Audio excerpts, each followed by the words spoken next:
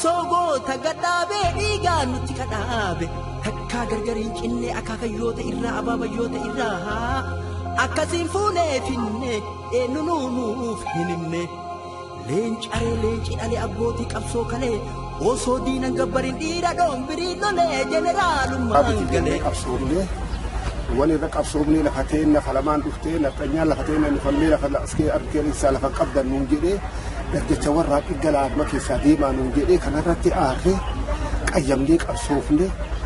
Wanni sana kaasi lafmiidhaa baay'ee layitti lafti sun irdarii fi lafti midhaagaa sun jidduu jirti yoo kee dhugu tolon deebi'u yoomuu min qabne kasoddaa kiyyaa guyyoo lafa jiroodha. Loon kan soddoo akka jira. Sumina gubbaati. Loon jaatanii soddoo baanii gubbaalee waraana.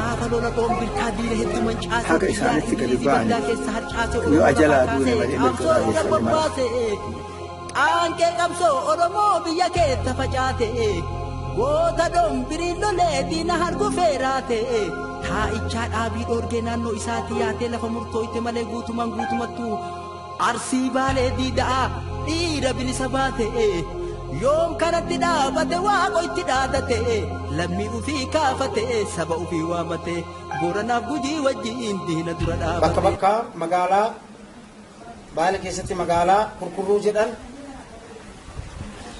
dhoofnee cabsinee gartee gabroonfataa Habashaa keessaa baaf.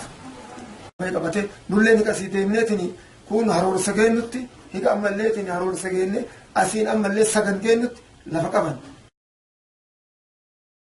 Giyyaa hin beektaa marroon tiyyaa sirran beekuu sirrattuu akeekkadhaa halli jinnin arwaa qooboo be'alaamee laale buuteen guddatee jaare ala kornee laatan jiru boobee alaamee laale buuteen guddatee jaare ala aliyyee kornee aliyyee jiru aadan jiru boobee alaamee laale boobee alaamee laale buuteen guddatee jaare laafnee jabaan nullee armaan jiru mukaa keessanii bobbaane akka lukkuu lafa gogduu ammattee bilaa shaqqabne dhiiroo jaboo garaan waaree. Akka kadiir bunee akkana kanniintu hadhaa qabsoo nu hune baanee hin teennu ol kaasa bakeenna ifaajee goota keenna fuunee galmaan haa geennu.